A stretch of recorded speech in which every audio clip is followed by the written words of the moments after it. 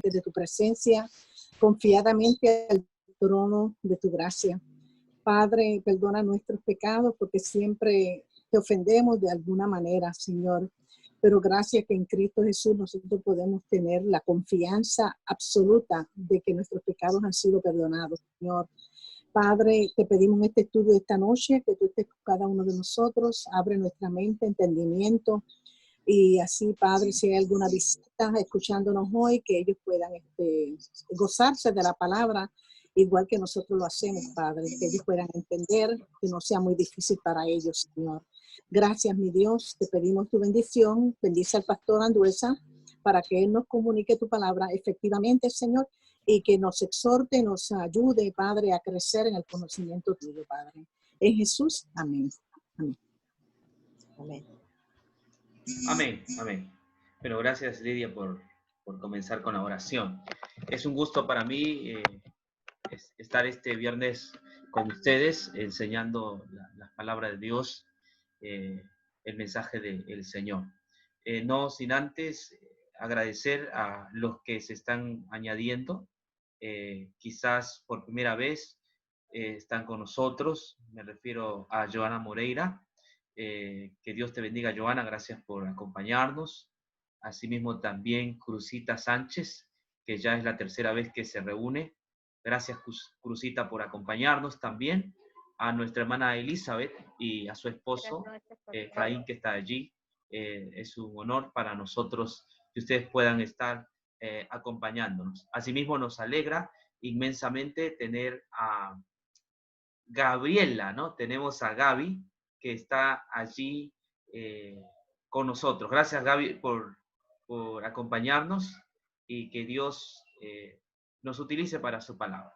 Asimismo también Elvia Salgado otra vez está con nosotros. Esperamos que este estudio sea fructífero y podamos ir creciendo en el conocimiento de la palabra de Dios.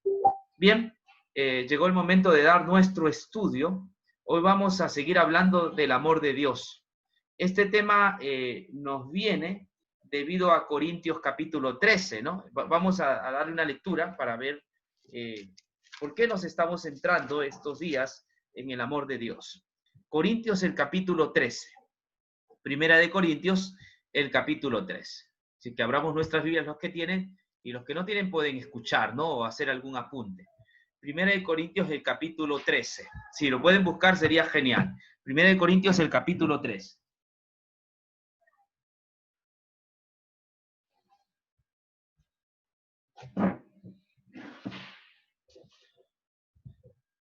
Muy bien. Primera de Corintios, el capítulo 13. Voy a leer el verso 4, 5 y 6. Dice así. El amor es sufrido, es benigno. El amor no siente envidia. El amor no es jactancioso, no se engríe, no es rudo, no busca lo suyo, no se irrita, no guarda rencor, no se alegra de la injusticia, sino que se alegra de la verdad. El amor todo lo sufre, todo lo cree, todo lo espera, todo lo soporta. Las profecías terminarán, cesarán las lenguas, la ciencia tendrá su fin, pero el amor nunca se acaba. Bueno, en estos textos se está hablando de un concepto bien alto sobre el amor. Un concepto alto y raro para nosotros los seres humanos, ¿no? Dice el amor es sufrido, también es benigno. El amor no siente envidia, ¿no? Por naturaleza, aunque no querramos decirlo, pero sentimos o tenemos la tendencia, ¿no?, a tener envidia. El amor no es jactancioso, ¿no? No se envanece, ¿no? No quiere ser el centro de atención. Tampoco es rudo, ¿no? A veces nosotros con ciertas personas tenemos que ser rudos. El amor tampoco busca lo suyo.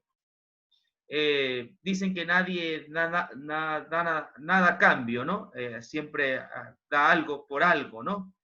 No se irrita, no guarda rencor, no se alegra de la injusticia, sino que se alegra de la verdad. Además, todo lo sufre, todo lo cree, todo lo espera, todo lo soporta. Esta es una clase de amor que evidentemente es poco probable que nosotros podamos tener esta clase de amor. Por esa razón, me animo a explicar el amor desde el punto de vista de la Biblia, ¿no? Tenemos que hablar qué es el amor. En psicología existen todo tipo de amores, ¿no? En psicología hay amores que son enfermizos, patológicos, ¿no? Donde te odio, pero también quiero a la misma vez estar contigo, ¿no? Hay esos amores que se aborrecen, se detestan, pero se extrañan, ¿no? Son amores enfermizos, patológicos. Hay otra clase de amor que es narcisista, donde quiero que tú me des todo sin que yo te dé nada. Tú te inmoles por mí, tú te sacrifiques por mí, pero yo no voy a darte nada. Simplemente quiero que me contemples, ¿no? Es un amor narcisista que se centra en la persona narcisista. Ella acapara y quiere todo para sí, que finalmente la persona quien ama a un narcisista, pues termina perdiendo su valía, sus virtudes y muriendo en el otro, ¿no? Se desvive por el otro y eso es lo que quiere el narcisista. Esos son amores patológicos. Además de esto, hoy vamos a hablar del amor humano. No voy a hablar del amor patológico desde el punto de vista de la psicología, sino voy a hablar en términos generales del amor humano y del amor divino. Creo que este estudio me lleva a pensar en el amor de Dios y en el amor humano. Tenemos que ver sus marcadas diferencias que existen entre el amor divino y el amor humano. Para eso voy a presentar mi pantalla, ¿no? Tengo un estudio que he preparado para vosotros, hablando al respecto, ¿no?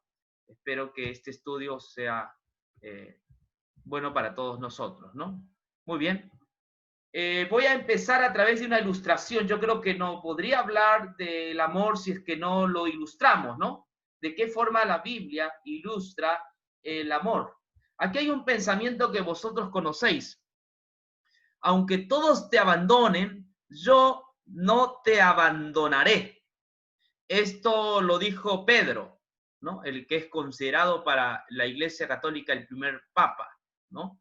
Pedro le dijo a Jesús una vez, dando su palabra y diciéndole que lo amaba mucho, al punto que él dijo, aunque todos te abandonen, ¿sí? Yo nunca te abandonaré. Son las palabras que están registradas en el Evangelio, que ya lo vamos a ver. Por eso el tema es el amor humano versus el amor divino, ¿no? Es lo que yo propongo esta noche. El amor humano versus el amor divino. Es lo que vamos a ir viendo. Muy bien. Según la Reina Valera de 1960, la historia de ese amor de Pedro por Jesús está allí, en Mateo 26, 33 y 35. Le he puesto un título, Amor de Verano. ¿Qué sucede aquí? Dice, respondiendo Pedro le dijo, aunque todos se escandalicen de ti, yo nunca me escandalizaré. Jesús le dijo, de cierto te digo, esta noche, antes que el gallo cante, me negarás 3 veces. Pedro le dijo, aunque me sea necesario morir contigo, no te negaré. Y todos los discípulos dijeron lo mismo. Interesante, ¿no? A veces hemos pensado que el tema solo es Pedro, ¿no? Que Pedro fue el que le dijo que no lo iba a negar. Y hay comentarios que hablan de Pedro el negador. Pero las palabras que Pedro está diciendo fueron confirmadas también, hermanos queridos, por el resto de discípulos. Dice el 35, la parte última, y todos los discípulos dijeron lo mismo, es decir, que estaban de acuerdo con la afirmación pedrina. ¿Qué está diciendo Pedro? Jesús estaba comentando, ¿no? de la difícil situación que iba a pasar, estaba hablando de su vía crucis, del escándalo, de cómo lo iban a arrestar, a maltratar, ha hablado de la cruz, ha hablado de su pasión, ha hablado de su muerte, ha hablado de que va a ir ante tribunales, Entonces Pedro le dice a Jesús, mire Señor, aunque todos se escandalicen de ti, yo no me voy a escandalizar de ti. ¿Por qué? Porque yo te amo. Porque eres lo mejor que he encontrado. El mismo Pedro había dicho anteriormente, cuando la gente lo estaba abandonando, Pedro le dijo, ¿a dónde iremos? Le dijo a Jesús, si tú tienes palabras de vida eterna. Así que Pedro está actuando en ese momento con el poder que cree tener. Pedro cree tener un amor bueno por Jesús. Y aunque Jesús pueda pasar el ridículo y ser escandalizado y muchos comiencen a abandonar a Jesús, Pedro le dice y le promete a Jesús, Pedro le dice a Jesús, yo no me voy a escandalizar. Y en el 34 Jesús, conociendo la limitante humana, Jesús conoce nuestras limitaciones, hermanos. Él conoce lo frágiles que somos. Él sabe que el ser humano está compuesto de sentimientos y emociones, ¿no? Y escuche que las emociones son cosas que luego nosotros sentimos, ¿no? Tenemos en un momento de emoción, le podemos decir a una persona que le amamos, pero luego eso se traga con nuestras propias palabras, porque finalmente dejamos de amar a la persona. Jesús le dijo, de cierto te digo que esta noche, antes que el gallo cante, me negarás 3 veces, le dice Jesús a Pedro. Pedro, aún confiando en su amor, en sus emociones, no dudo que Pedro era sincero, hermanos. Yo no creo que Pedro está haciendo una jugarreta con Jesús, yo no creo que Pedro está siendo hipócrita. En ese momento, Pedro está tomando un partido a favor de Jesús. Y en el 35 Pedro le vuelve a decir, le dijo, aunque me sea necesario morir contigo, no te negaré, no te lo mereces. Tú eres una persona buena, no mereces que te niegue. Eres mi Señor. Además, Pedro había dicho anteriormente, tú eres el Cristo, el Hijo del Dios viviente. Pedro sabía que Jesús era Dios. A pesar de eso, Pedro le da una promesa y le dice, mire, Señor, aunque me sea necesario morir contigo, pues yo estaré allí. No te negaré. El texto más abajo también dice, y todos los discípulos dijeron lo mismo. Esto es interesante. Entonces, este es el amor humano. Este es el amor de verano. Ese amor que está sujeto, se basa en las emociones. Este también es el amor romántico, ¿no? El amor de las novelas, de las canciones, ¿no? Si pusiéramos letras de muchas canciones, ¿no? Donde las personas, basados en sus emociones y sentimientos, ¿no? Le dicen un poco de tonteras al cónyuge o a la persona con quien están saliendo. Pero este es un amor de verano, es porque cuando vienen los conflictos, cuando la cosa es dura, entonces como que este amor se enfría, porque es un amor que está basado en las emociones. Las emociones luego producen sentimientos. Entonces, Pedro, aquí vemos a Pedro decir que ama a Jesús, mencionar de que él estará con Jesús siempre y que nunca lo va a abandonar. Lo mismo también dicen los otros discípulos. Sigamos avanzando acerca de esto.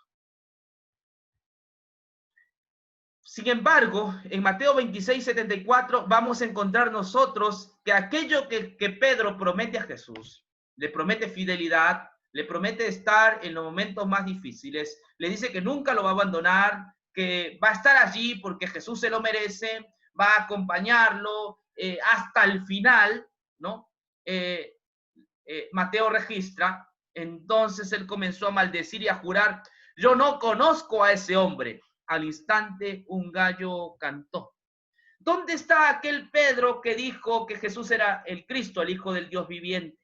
¿Dónde está aquel Pedro que decía que Jesús tenía palabras de vida y que no había que irse a otro lugar porque Jesús tenía palabras de vida? ¿Dónde está aquel Pedro que le dijo al Señor Jesús que no lo iba a negar, que iba a ser fiel hasta la misma muerte, inclusive iba a estar con el mismo Jesús? ¿Dónde está aquel Pedro? ¿Dónde están esas palabras que acabamos de leer? Más bien dice allí que cuando le preguntan, él comenzó a maldecir y jurar, yo no conozco a ese hombre, y al instante un gallo cantó. Sí, hermanos, ese es el amor humano, ese es el amor de verano, es un amor endeble, es un amor que tiene limitaciones, es un amor que varía, es un amor que cambia, es un amor infalible. Oh, cuántas veces he visto personas jurar, apoyar a otra persona, sin embargo, en momentos distintos, la persona cambia. Ese es el amor humano, a eso llega el ser humano. No hace mucho, este cantante Hillsong, las canciones nosotros la publicamos, Hillsong, siempre la estamos escuchando, él dijo que ya no creía en el cristianismo. Ese es el amor humano es un amor muy, muy débil, tenemos amor, pero nuestro amor es débil, porque se basa en emociones y las emociones producen sentimiento. Es un amor que no lo hacemos racionalmente, sino motivados por nuestra pasión, por nuestras emociones. Miren, para que usted sepa, voy a mostrarles un caso de la vida real en este momento. De paso, no es una crítica, yo admiro a este hombre, este es el Premio Nobel de Literatura, Mario Vargas Llosa. No lo voy a criticar, no es mi objetivo criticar a las personas como los periodistas lo están haciendo con este hombre. Él es un gran escritor, de hecho que tengo cerca de 30 obras de Mario Vargas Llosa, y cuando leo sus materiales disfruto mucho de la riqueza de cómo él escribe, ¿no? Es un gran escritor, sin duda alguna. Vargas Llosa es reconocido como el premio Nobel, ¿no?, en literatura, y vamos a ver algo que él le dice a su esposa cuando a él le conceden el premio Nobel, ¿no? Veamos un poco cómo, para poder entender, esto es como una ilustración de que la literatura... de lo que es el amor humano, ¿no? Quiero que sepan hasta dónde es capaz de llegar el amor humano, ¿no? Este es un referente, ¿no? Seguramente que usted debe tener más ilustraciones, pero vamos a escuchar una parte interesante de él. Vamos a ver si me da la... Bueno, vamos a ver. Queridos y ocurrencias que se convierten en hitos de la memoria y escudos contra la soledad. La patria no son las banderas, ni los himnos, ni los discursos apodícticos sobre los héroes emblemáticos, sino un puñado de lugares y personas que pueblan nuestros recuerdos y los tiñen de melancolía. La sensación cálida de que no importa dónde estemos, existe un hogar al que podemos volver. El Perú es para mí una Arequipa donde nací, pero nunca viví. El Perú es Patricia, la prima de naricita respingada y carácter indomable, con la que tuve la fortuna de casarme hace 45 años.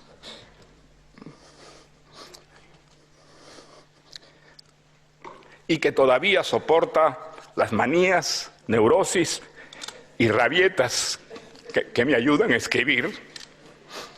Sin ella, mi vida se hubiera disuelto hace tiempo en un torbellino caótico y no hubieran nacido Álvaro, Gonzalo, Morgana, ni los 6 nietos que nos prolongan y alegran la existencia.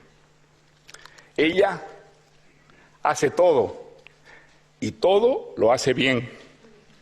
Resuelve los problemas, administra la economía,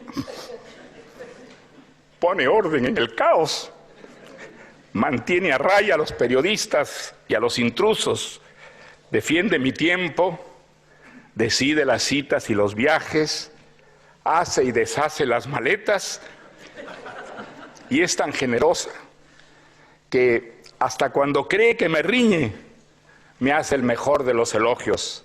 Mario, para lo único que tú sirves es para escribir.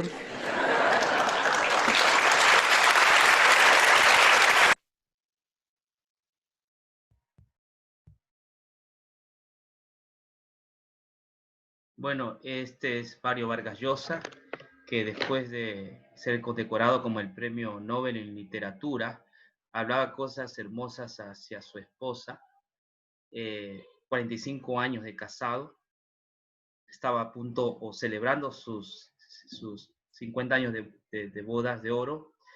Sin embargo, él decidió separarse de la esposa. Hablaba maravillas sobre la esposa, inclusive se quiebra la voz, es un momento bastante emocionante. Sin embargo, no hace mucho, pues el periodismo, las noticias cundieron donde él anunció que estaba separado de Patricia. A los 80 años casi se separó para casarse con Presley, ¿no? Es lo que, y bueno, el periodismo lo comenzó a acusar. Mi objetivo no es acusar a Mario Vargas Llosa, creo que es un gran profesional, sino es mostrarle como ejemplo que el amor humano, el amor nuestro, el amor que nosotros tenemos entre seres humanos, es un amor que se maltrata, es un amor que se magulla, es un amor que se rompe, ¿no? Es un amor bastante delgado que se tiende a quebrar. En psicología, el 60% de personas en el mundo, de casos, son casos que están generados por el amor, ¿no? Sufren, ¿no? El problema del amor es un problema grave que debe estar dentro del área de salud pública, ¿no? Porque mucha gente en el mundo sufre por este problema del amor. Regresando a Pedro, al que estamos viendo, pues lo que dice Vargas Llosa hacia su esposa, lo podemos ver en Pedro, ¿no? Cuando Pedro menciona que él no va en ningún momento a negar al Señor, que estará con él hasta el último. Sin embargo, cuando las cosas se ponen duras y difíciles, Pedro termina traicionando a Jesús. No solamente fue Pedro, sino también todos los discípulos, de acuerdo al texto que nosotros hemos leído, ¿no? Recién nacido. Bueno, avanzando con el tema, vamos a ir viendo ahora algo interesante. Jesús le va a preguntar a Pedro, Pedro, ¿me amas? ¿Por qué Jesús haría esta pregunta a Pedro? Si Jesús conocía los corazones, Jesús sabía lo que había en el corazón del ser humano. Creo que cuando Jesús dice, Pedro, ¿me amas?, también tenemos que entender que eso va para nosotros. No sé cómo te llames, pero el Señor te va a hacer esta pregunta. Vas a tener que ser confrontado con esta pregunta, ¿me amas? No sé cómo te llames, Carlos, Juan, Eugenia, Carmen, Elvia, Pedro, no sé cómo te llames, pero todos tenemos que ser confrontados con esta pregunta. Pedro, ¿me amas? Te pregunto, ¿amas tú a Dios?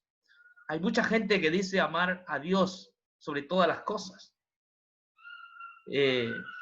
Pero ¿será que nosotros tenemos ese amor? En Pedro nos hemos dado cuenta que no es así. En el ejemplo de Vargas Llosa también, en cuanto a una relación de pareja, eso se maltrata con el tiempo, se magulla, hasta puede terminar. Y de hecho, si no, no hubieran divorcios o separaciones, ¿no? El amor humano es así, es endeble, es bastante débil. Jesús le pregunta a Pedro, Pedro, ¿me amas? ¿Por qué será que Jesús le preguntó a Pedro 3 veces si lo amaba? Vamos a ver las expresiones que Jesús le dice a Pedro, ¿no? En el texto donde sacamos esta frase. Pedro, ¿me amas? Está en el libro de Juan, capítulo 21, verso 15. Dice, cuando hubieron comido, Jesús dijo a Simón Pedro, Simón, hijo de Jonás, ¿me amas más que estos? Le respondió, sí, Señor, tú sabes que te amo. Él le dijo, apacienta mis corderos. Por segunda vez, Simón, hijo de Jonás, ¿me amas? Pedro respondió, sí, Señor, tú sabes que te amo. Le dijo, pastorea mis ovejas. Le dijo la tercera vez, Simón, hijo de Jonás, ¿me amas? Pedro se entristeció que le dijese la tercera vez, ¿me amas? Y le respondió, Señor, tú sabes todo, tú sabes que te amo. Jesús le dijo, apacienta mis ovejas. Mire, en el español parece que el tema es el amor, pero cuando uno va al griego, nos vamos a dar cuenta que en el griego no es lo mismo lo que Jesús le dice y lo que responde Pedro. Porque en el griego, para la palabra amor, existen por lo menos 4 significados, ¿no? Estorgé, que es un amor familiar, filo, filei, que es un amor entre hermanos, eros, que es un amor sexual, pasional, y también existe el amor ágape. El amor ágape es el amor universal, es el amor por la verdad, y ese es también, de acuerdo al Nuevo Testamento, es el amor de Dios, el amor ágape. Entonces, los traductores, a la hora de traducir, no tenían una palabra para traducirla correctamente, ¿no? Entonces, simplemente parece que todo está en el amor. Pero vamos a una Biblia griega para saber qué es lo que Jesús le está diciendo a Pedro, ¿no? Y aquí voy a presentarles la Biblia griega, donde nosotros vamos viviendo las diferencias, ¿no? Aquí está. No voy a leer todo, ¿no? Aquí dice agapás.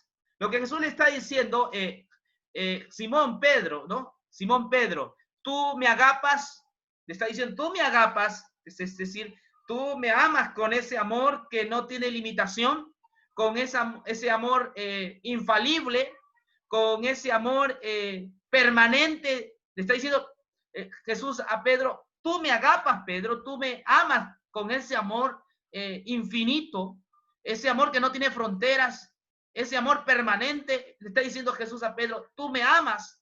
¿Sabe lo que le dice Pedro? La respuesta de Pedro está más abajo. Le dice, te estoy teniendo cariño. No le dice que lo ama. No usa la palabra agape, sino la palabra que usa Pedro es filo. Le dice, Señor, yo te fileo. Señor, yo te fileo. No le dice que lo ama, como decía anteriormente, ¿no? Cuando dijo que no lo iba a abandonar, inclusive iba a ir a la misma muerte. Pedro le dice, Señor, yo te fileo. Por segunda vez dice el texto que Jesús va a preguntarle otra vez, Simón, ¿estás amándome? Agapás, tú me agapas, Pedro, tú me agapas, tú me amas. Le vuelve a decir Jesús por segunda vez. Y otra vez Pedro dice, has sabido, te estoy teniendo cariño. Es decir, Señor, yo no te amo, yo te fileo solamente. Yo te fileo. Pedro había aprendido la lección que el amor humano es un amor que tiene sus limitaciones, que hoy estás con Dios y mañana quién sabe qué pueda ocurrir. Hoy puede decir que amas a una mujer y mañana no sabes qué pueda ocurrir. Te estoy teniendo cariño, le dice. Yo solamente te fileo, Señor. Jesús le va a preguntar por tercera vez.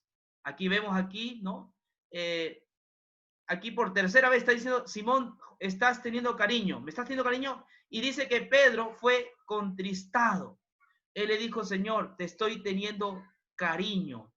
Te estoy teniendo cariño. Señor, yo solo te fileo, te fileo, te fileo. Y dice que Pedro se sintió triste. Y se sintió triste porque no podía amar como ama a Dios.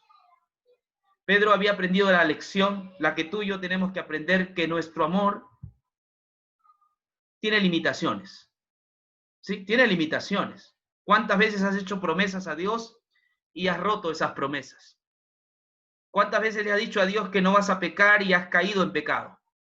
¿Cuántas veces le has dicho a Dios que vas a apoyar su obra y no has apoyado su obra? ¿Cuántas veces le has dicho al Señor que vas a predicar el Evangelio y no has predicado el Evangelio? ¿Cuántos votos y promesas no has hecho al Señor y esos votos, esas promesas se han roto? Ese es el amor humano es un amor que se magulla, se maltrata con el tiempo, no es un amor permanente, porque es un amor que se basa en las emociones. Yo recuerdo las veces que más cuando era pastor en la iglesia del Séptimo Día, yo llegaba a recaudar 12,000, 15,000, 20,000 dólares, haciendo un llamado de pedido, ¿no? Para comprar terrenos. Y la gente, pues, movida por la emoción en ese momento, ¿no? Yo doy 5,000, yo doy 7,000, yo doy 3,000, y así juntamos. Pero eso era basado en las emociones que estaba allí. Al final, algunos se arrepentían de haber dado, otros decían, no te puedo dar los 1,000, te doy solamente 200. Pero bueno, lo importante es que las personas estaban dando, ¿no? Sí sabe que la mayoría de comerciantes trabaja con las emociones. Tú no compras algo porque lo necesitas, tú compras algo por las emociones. Pedro está basando su confianza en sus emociones, pero las emociones nos traicionan.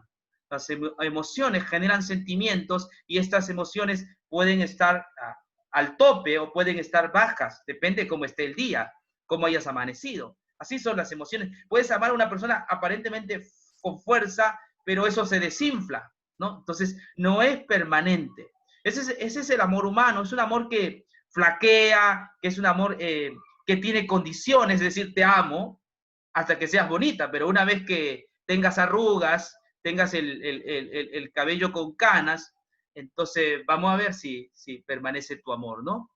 Vamos a ver si todavía sigo apoyando a aquella persona. Entonces, ese es un amor humano.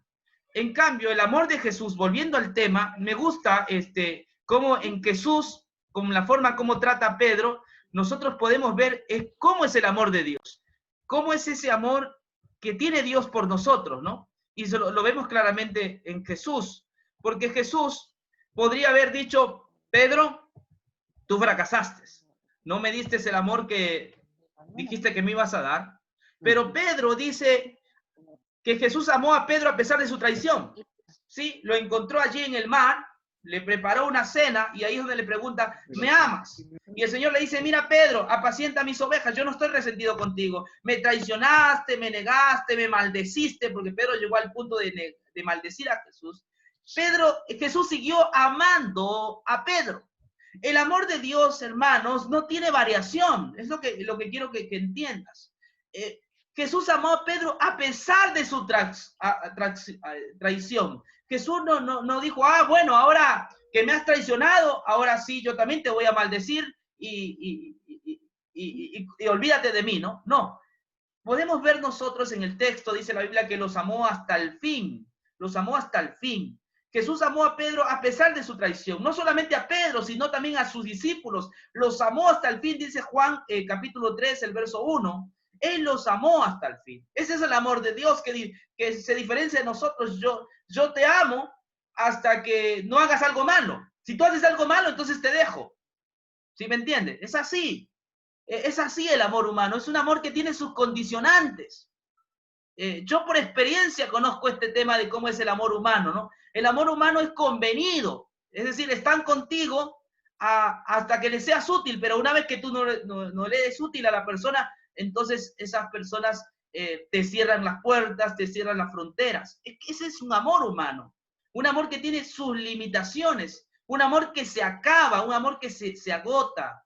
En cambio, el amor de Dios que se revela en Jesús es a pesar de la traición, a pesar de las maldiciones que Pedro había hecho, Jesús lo seguía amando de la misma manera. Segundo, el amor de Dios es incondicional, no depende de ti. No depende del sujeto. Dios estará siempre allí. ¿No?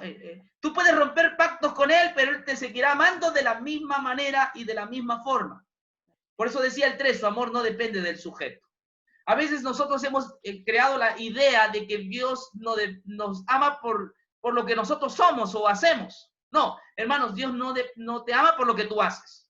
Así tú te portes bien, Él no te ama porque te portas bien. Así te portes mal, Él no deja de amarte porque te portas mal. Su amor no tiene variación, su amor es incondicional. Él seguirá amándote de la misma forma. ¿Por qué? Porque el amor de Dios no está sujeto a sus emociones o sentimientos. El amor de Dios está sujeto a su ser mismo. La Biblia dice, Dios es amor. No sé si llamarle a esto principio, no sé si llamarle a esto voluntad o decisión, pero Dios nos ama. Y su amor no depende entonces de su criatura, sino depende de que Él es amor. Entonces, Dios no es un amor, no nos ama de forma emocional o pasional. Él nos ama y su amor no depende del sujeto. Cuarta cosa que veo allí, el amor de Dios no cambia. El amor de Dios no cambia.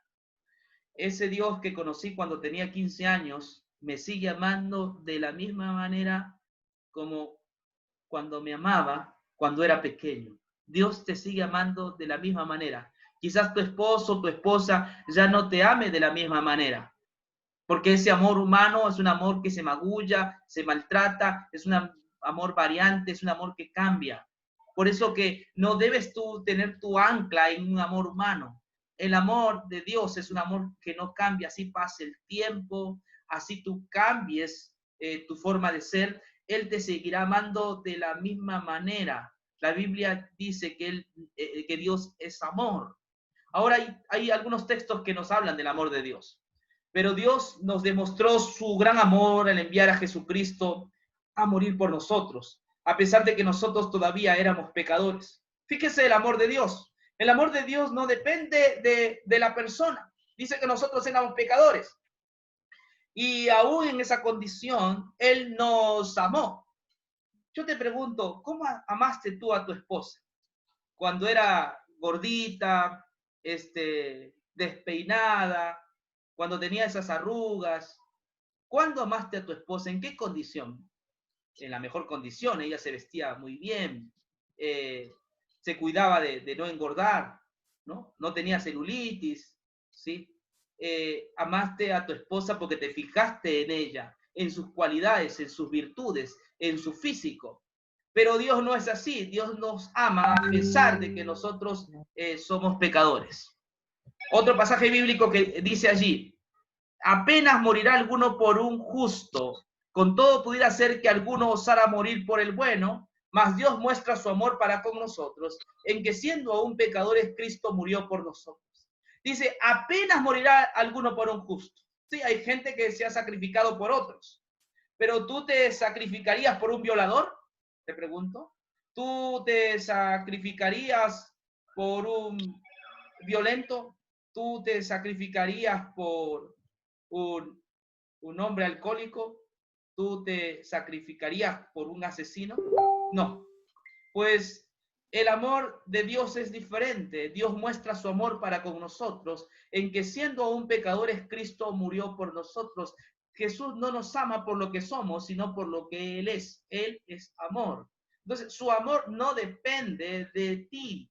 No, Él no te ama por lo que haces. Él no te ama por tus virtudes. Él no te ama por tu elocuencia. Él no te ama por tus buenas obras. Él te ama porque simplemente es amor. Vuelvo a repetir, no sé cómo definirlo, solo te puedo decir que Él es amor y que su amor no cambia, que su amor es permanente, que siempre estará allí amándote, siempre estará allí apreciándote. Porque eso es el Dios de la Biblia. Dios, su amor no varía, no, su amor es infalible, su amor es permanente. Ese es el amor de Dios que fue mostrado en la cruz del Calvario. Él murió en la cruz por seres que no lo amaban. Él murió en la cruz por seres que no oraban. Él murió en la cruz por seres que no lo amaban. Él murió en la cruz por seres que no le adoraban. Él murió en la cruz por seres que no creían en Él. Él murió en la cruz, no sé por qué. No encuentro razón lógica para decir por qué nos amó. De verdad, nosotros somos una escoria. Pablo dice que somos basura. Yo no sé por qué nos amó. Solo puedo decirle, Él es amor. En ese amor refúgiate. En ese amor confía. La Biblia nos manda a creer en ese amor, a confiar en ese amor y que sobrepasa todo entendimiento, excede todo conocimiento, dice Pablo en el libro de Filipenses, ¿no? Ese es el amor con que Dios nos ama. Es un amor eterno. Ese es el verdadero amor. Ese es el amor de Dios. No basado en emociones, sino en su ser. Él ama inconmensurablemente a sus criaturas. Y la prueba máxima o mayor es el evento de la cruz del Calvario. Allí Dios demuestra ante el universo entero que es amor, al punto de sacrificarse por personas que no valían la pena. Él murió por nosotros. Ahora, ese es el amor que cuando uno cree en Jesús, hay un destello de ese amor en nosotros, los que creemos en Jesús. Hay un destello, yo diría pequeñito, ¿no? Hay un pálido reflejo que se manifiesta ese amor en los creyentes, porque hay historias muy maravillosas, por ejemplo, en la primera iglesia primitiva, cuando eran llevados al Coliseo romano, la Biblia, la historia dice, mirad cómo se amaban. Ellos iban abrazándose, cantando, una iglesia unida, iban a hacer comidas por las fieras. Mirad cómo se amaban, decían los romanos. Pero ese era un destello del gran amor que Dios había tenido por nosotros al manifestar su amor en la cruz del Calvario. El mismo Pedro, años después, iría a la cruz y le dijo a los que iban a sus verdugos, no quiero morir crucificado, sino cabeza abajo. El mismo Pedro fue influenciado por ese amor de Dios que sobrepasa todo entendimiento. Solamente, hermanos, debemos nosotros creer, confiar en el amor de Dios que sobrepasa todo entendimiento. Es a lo que somos llamados nosotros. No somos llamados a producir amor, sino a depender de Dios, a confiar en Dios. Cuando tú confíes en Dios, entonces habrá destellos de ese amor en tu vida y en mi vida, sin duda alguna. Pero si no lo hubiese, estamos llamados a seguir confiando en el amor. Puedes traicionar al Señor. Por supuesto que hay historias como este sujeto, este cantante que hace música cristiana, hoy ya no cree en Jesús, no cree en el cristianismo. Y sí, que ese es el amor humano, ¿no? Que a veces se desanima, pero Dios nunca te abandonará. Finalmente, lo único comparado al amor de Dios en la Biblia es el amor de un hijo por su madre o una madre por su hijo. Pero aún así es un pálido reflejo. Aunque padre y madre te puedan abandonar, el Señor dice, yo nunca te abandonaré. La razón por la cual vino Jesús a esta tierra, a un planeta oscuro, lleno de pecado y miseria, la razón por la cual vino es el amor. Fue su amor lo que hizo que él se volviese un padre pródigo, ¿sí? Se quitase sus poderes reales, sus vestiduras, se hiciese pobre para alcanzarnos. La única razón es su amor. Es un amor que excede todo conocimiento. Que yo no lo puedo describir, pero se puede percibir. Quizás no tenga un concepto para decir qué es el amor de Dios, pero se da. Dios da su amor. Estamos llamados a creer y a confiar en ese amor. Simplemente a eso somos llamados. La Biblia no da un concepto sobre el amor de Dios, si es un sentimiento, una emoción, pero está el amor de Dios. Debemos creer y confiar que es su amor el que nos ha sido mostrado, ¿no? De tal manera amó Dios al mundo que ha dado a su Hijo unigénito. Entonces, en ese amor recréate, en ese amor confía. Ese es el amor que nunca traiciona. Recuerda, entre humanos nos podemos traicionar, entre humanos podemos nosotros dividirnos, pero el Dios de los cielos nos ama con un amor que sobrepasa todo entendimiento. Que Dios te bendiga. Amén.